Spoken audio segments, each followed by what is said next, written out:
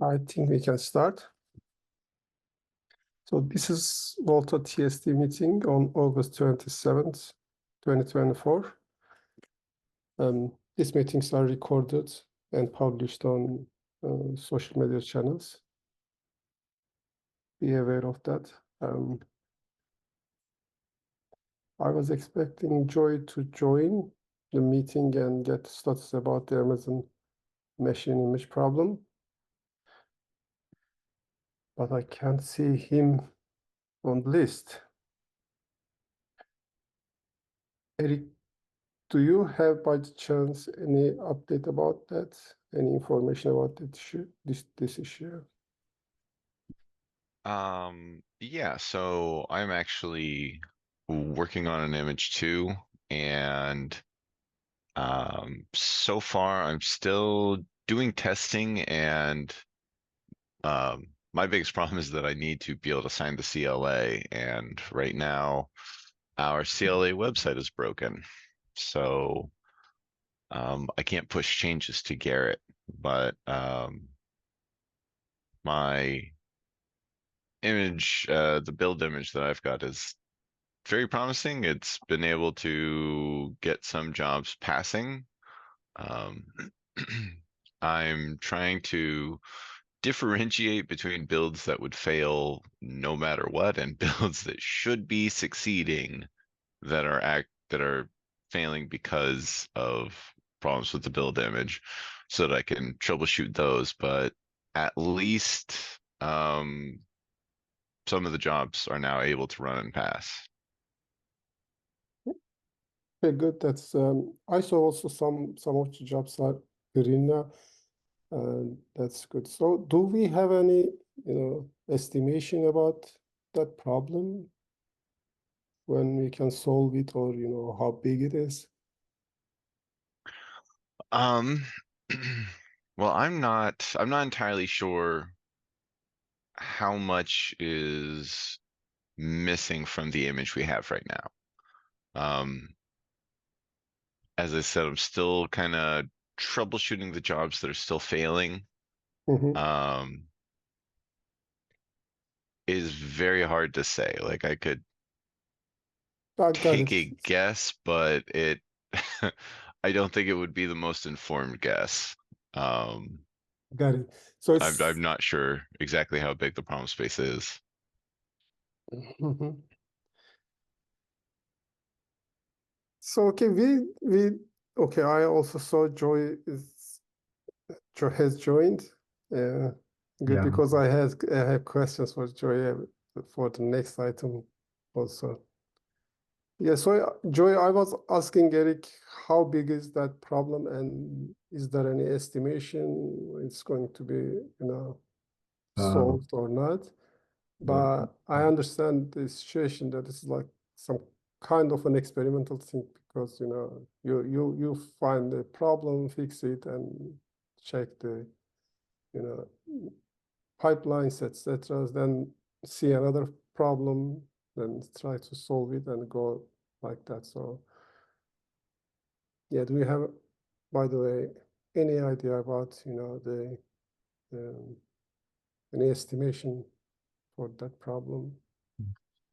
can everybody hear me okay? Yes, I can. Okay. I can give you a little bit of a brain dump. I'm just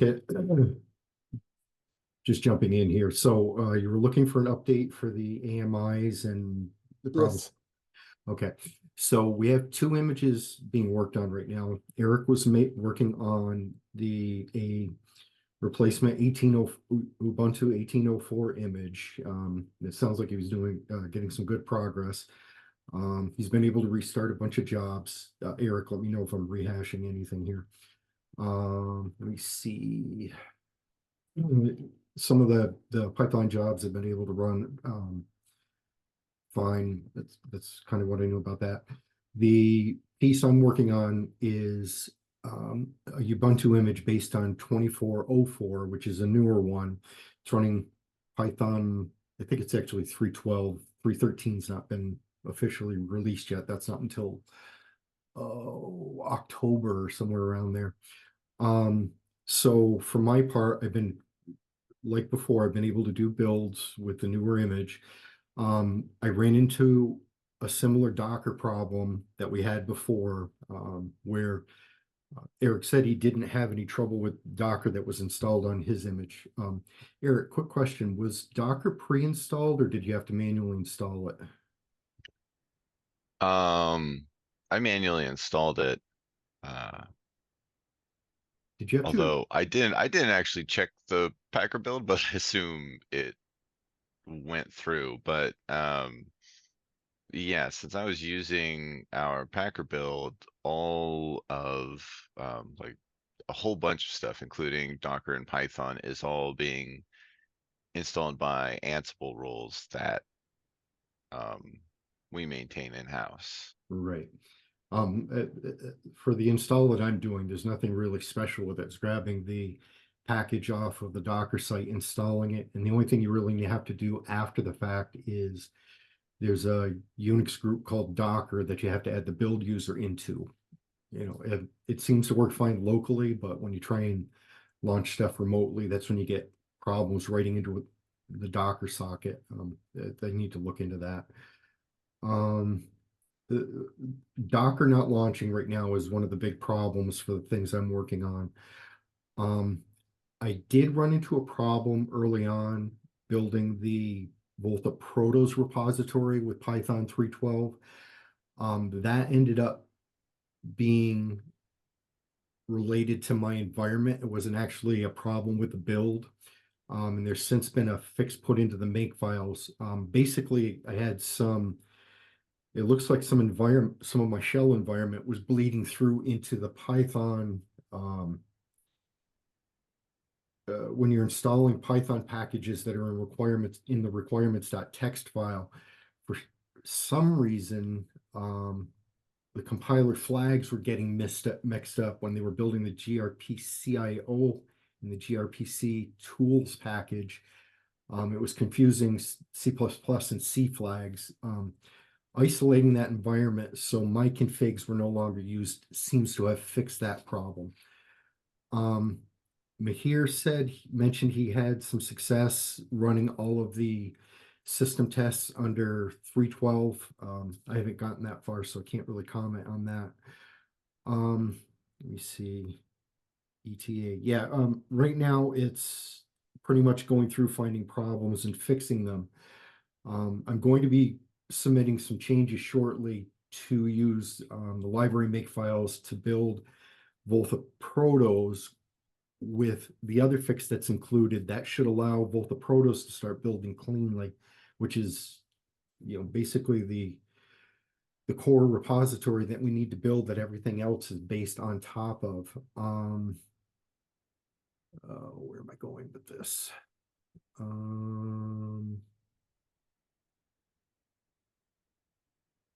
I'm actually surprised the 3.12 test ran cleanly for you. Go ahead. Yeah, let me give some update about that. So I can't say that the tests are running cleanly because I couldn't, run the tests, and I have questions about that, to proceed. For you, what I did was I created an environment, a Conda environment with Python 3.12, and then I, cloned the repository, VOLTHA system test repository, and run the make test target. So it created a virtual environment. So under this virtual environment, I have Python 3.12 and the new version of the robot, because I commented out all the requirements in the requirements txt file. Only the virtual environment, the robot framework, without version to use the latest version, I only, opened these two. And also I added Robocop for lint checking of robot files, because the previous one was RF lint process, which is deprecated. So I changed it to Robocop. And I run the make test, as I said. So the linting, etc., all run successfully. There are some warnings and infos for robot linting, but no errors. You know, I fixed the errors. You know, and it's run successfully. So the VOLTHA test is okay, but now you know, make test is okay, the test target, but it's only, I think it's only making some lint checks for YAML files, JSON files, and robot files. So that's all. But now I want to run the tests, you know, some tests, some pipelines, Jenkins pipelines. So my question is, you know, how can I do that now? So as far as I know, we can run the pipelines, our pipelines. Let's check this one, for example. We can run them with, you know, a specific VOLTHA system test version. So my plan is to upstream the changes I did now, and then run this multi-unit test. We will start with this one and then go through the others and find if the, you know, robots tests will run successfully. So here,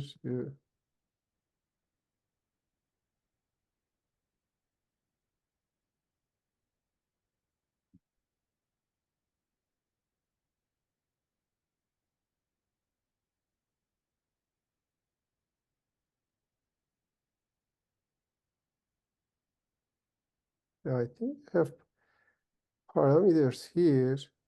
You scroll up sorry, just, sorry, can you scroll not up? this. Um, Let's check here. The parameters that we can change during the build. So these are the only things that I, you know, have the permissions to do.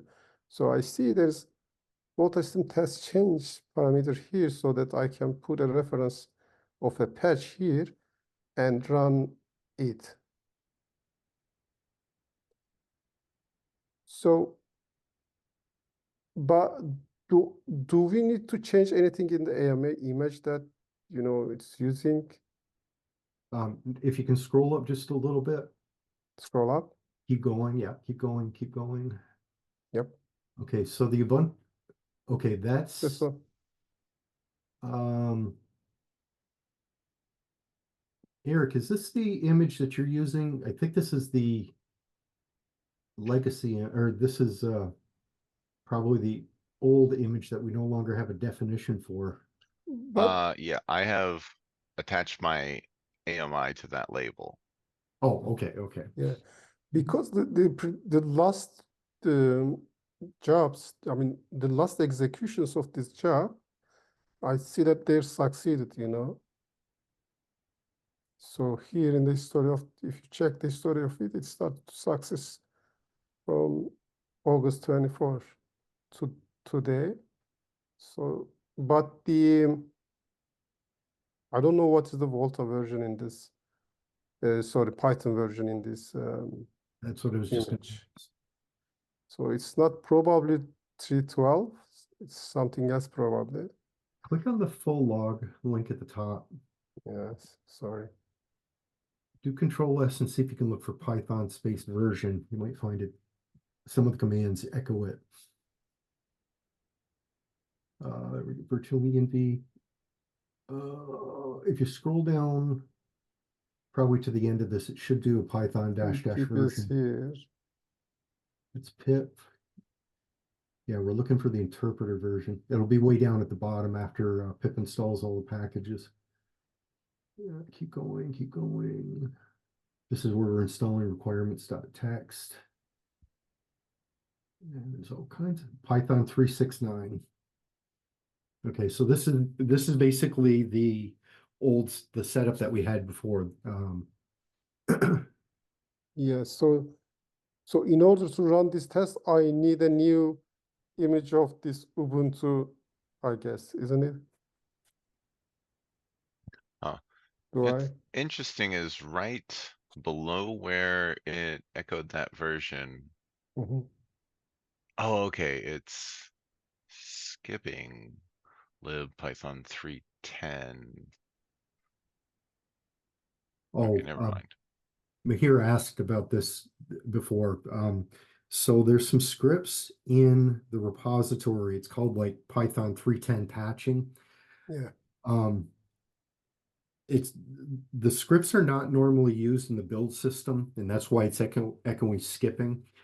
But I have some scripts in the sandbox that if you're working locally, this was kind of a bridge to transition from the older versions of Python to the newer one without having to make changes in the repositories. So if you're working locally and you do like make test, when the virtual env is being installed and a newer Python interpreter is available, I have some patches in here that basically will go in and patch the Python modules in the can't talk, in the VENV directory. And all it does is adjust the includes for the module so that they work with 310 rather than 3.6 and 3.7. It doesn't change any actual module logic. It just changes the imports to work properly. But that's pretty much what the skipping message is. We're not applying the 310 patches in this case.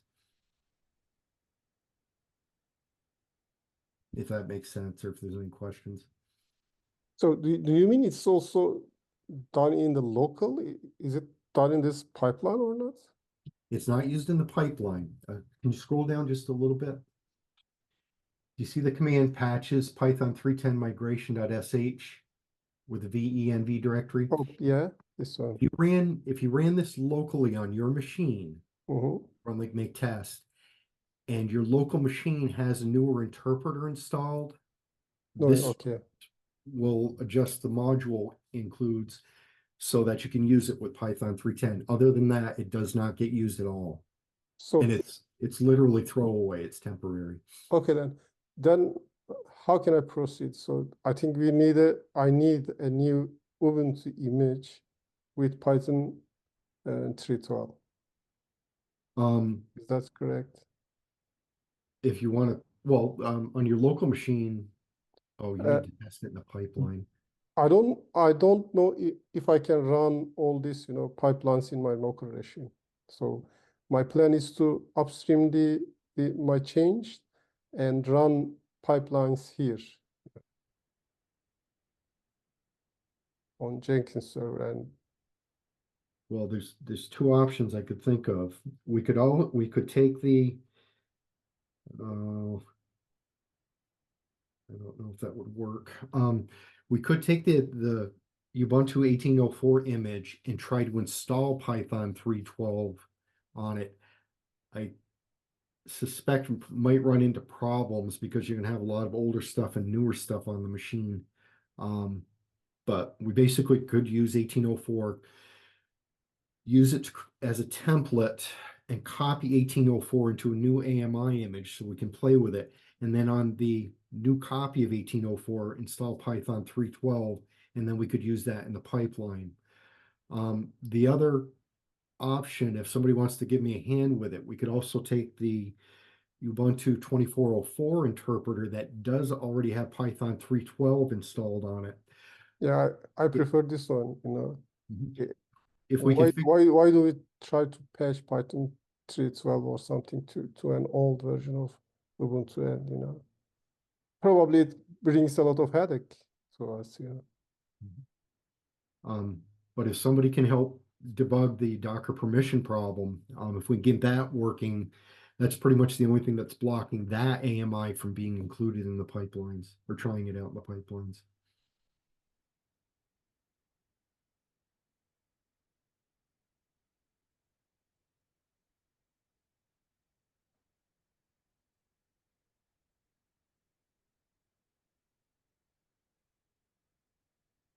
So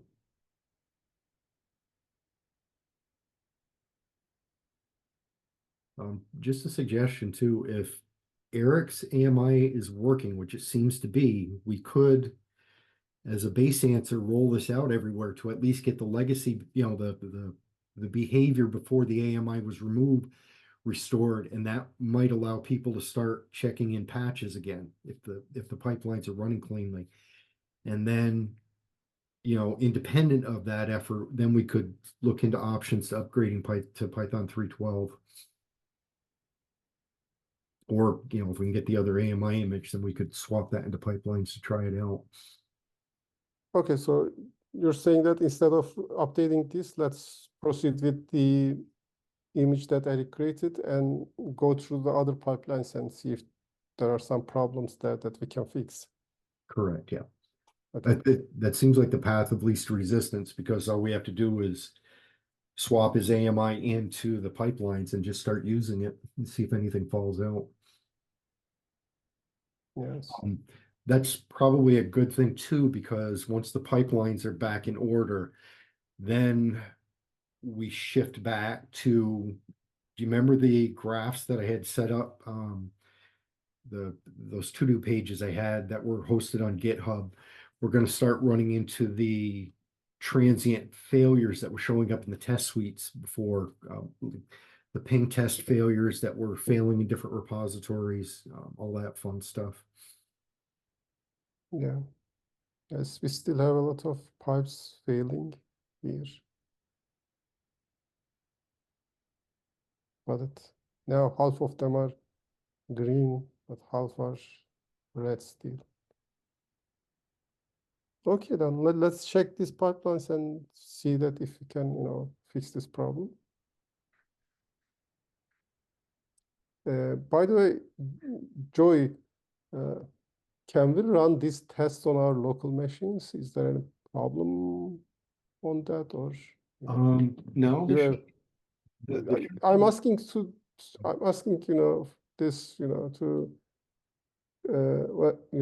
work in parallel with, Eric's this effort, and I can work parallel to, work on this new Python and robot versions, without affecting anything on the pipelines or request anything from Eric or you. You're probably not going to be able to invoke the pipeline scripts themselves, but the underlying commands, the pipelines basically construct robot framework commands. Mm-hmm.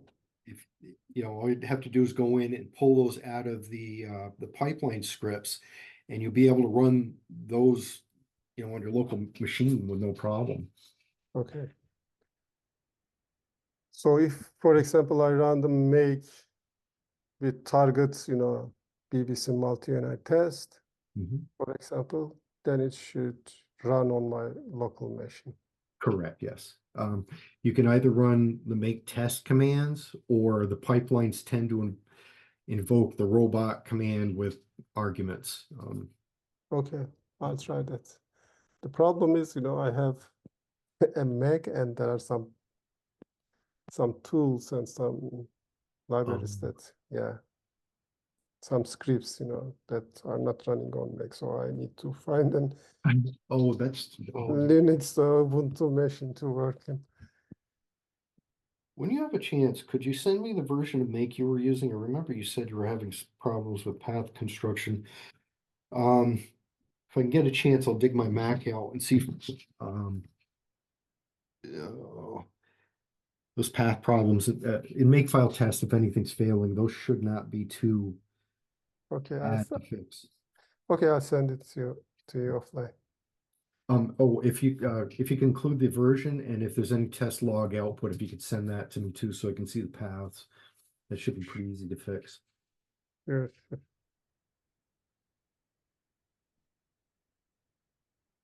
Oh, and of course, if I edit anything, I'll do patches and code reviews and all that fun stuff.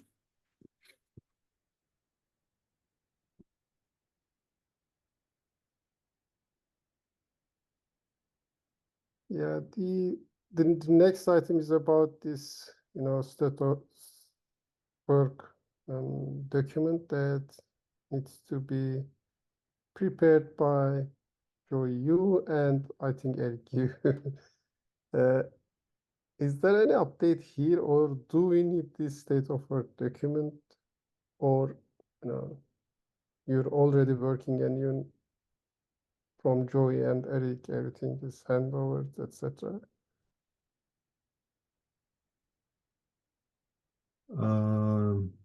The statement of work. Mostly what I've been working on is trying to get the AMIs functional again.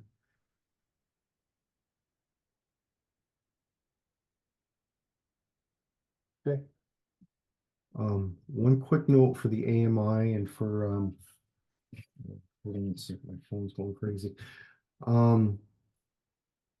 Just FYI for the test that we're gonna have to look at for the AMI image things. If you go into Jira, I've dug some of these up, but the intermittent test failures and the bulk test failures that we were looking into before, there's Jira tickets open for almost all of that stuff. You can do searches for text in the body of the Jira tickets. There's also some labels, like most of the BB-Sim tests have a component, but the BB-Sim test failures are using a component of BB-Sim, so you can query for BB-Sim and find all of the BB-Sim test failures. Likewise for the other pipelines. That kind of is the work that needs to be done for to clean up the tests to get the pipelines running. Okay. Any comments, questions till now? Oh, one other thought. I don't know if everybody remembers, but we had some the test suites that were in the system. Some of the commands, some of the makefile targets and some of the commands in general had or true suffixed on the ends of the test suites that were being run. Yeah. Which effectively is masking failures. They're literally corruption sources, because test suites, it didn't matter what happened, they can fail. Jenkins is going to report success because of the or true, so we have potential for problems creeping in. Do we want to go through and start removing those commands that are masking the exit status for shell commands and test suites? Or is that do you think that's going to add too many problems on top of what already has to be worked on? Yes, it will add too many problems. We already have too many problems. So let's fix these ones and then work on this or situation. So do we have a list of the jobs that the pipelines that have this or masking? I usually just do a grep on the file system to find them. Yeah, please.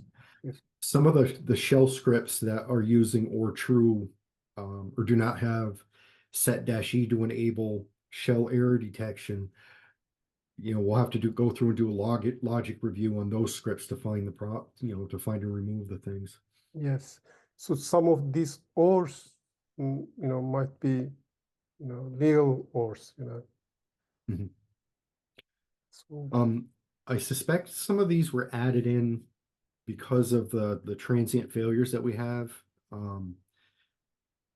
If you have test suites that run for like half a day or 10 hours or something like that, you don't necessarily want to fail on the first iteration of the test suite.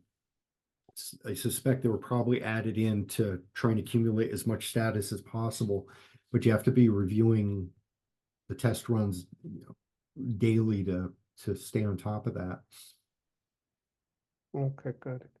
So let's dig into this later. Okay. After we bring all the pipes back, then we can work on that. Yeah, the last item on the agenda is about server reference design edits options. Michelle, you send a mail about a few options to edit this document. So do you want to go through these?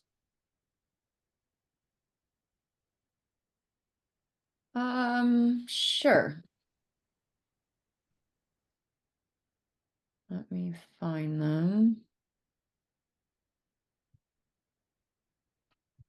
So The previous reference designs were published under the ONF IPR policy, which to my understanding includes both copyright and patent protection.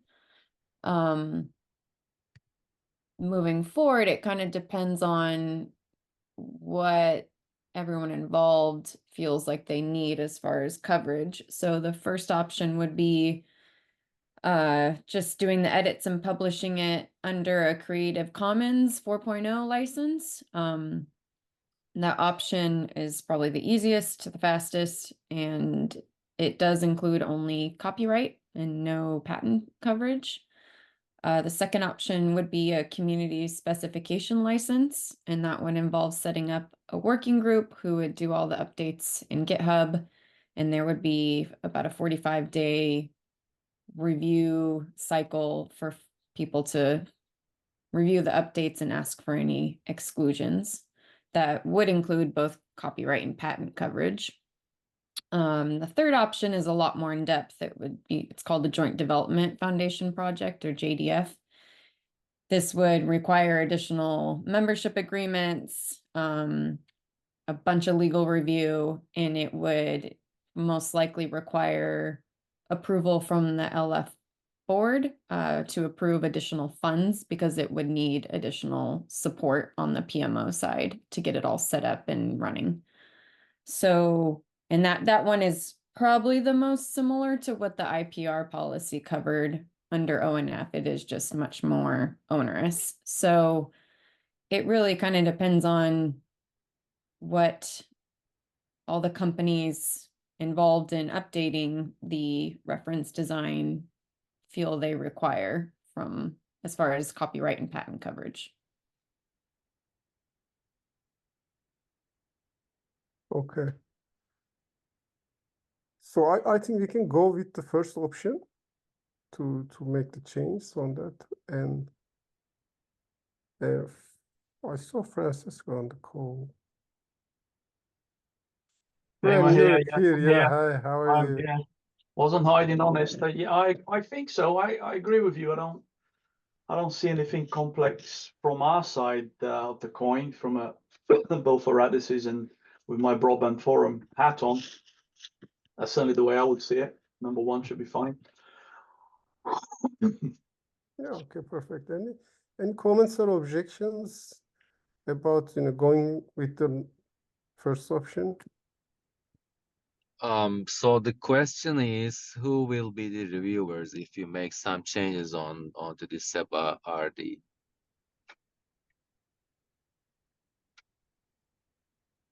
I think we need to find somebody who will also seen as a reviewer in for this document, right?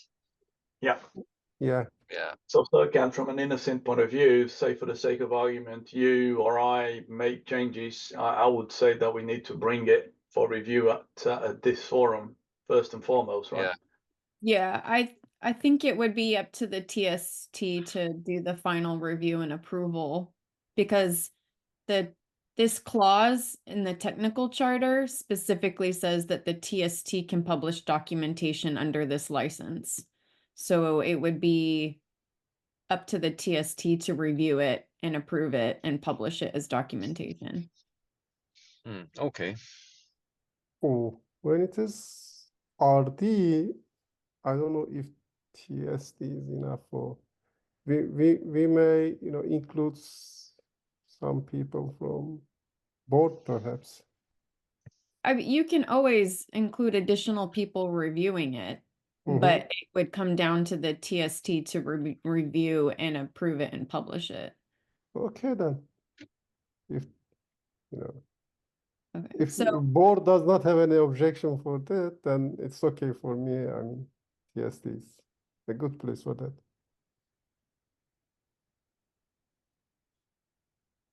okay, let me check into what next steps would be to get this going. I think, Fran, you had also made a comment about members only being part of the process, and I don't think that's the case. That's how it was under the old ONF. policy, but under this one, it's the TST, which is open to anyone to participate in, so it wouldn't be limited to members.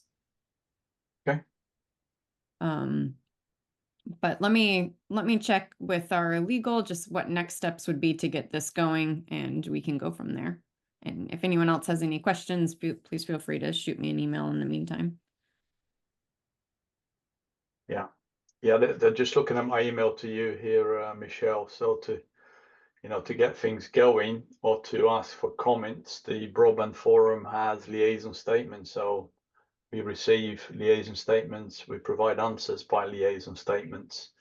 I'm not sure if we have the exact same thing in LF as a whole, but I would imagine that there is.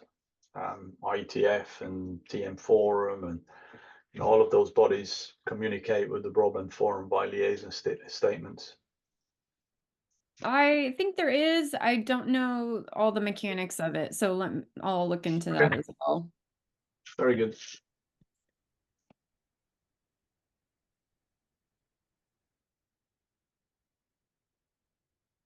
Okay, fair. Anything else? The floor is open for any comments, any new topics or questions you have.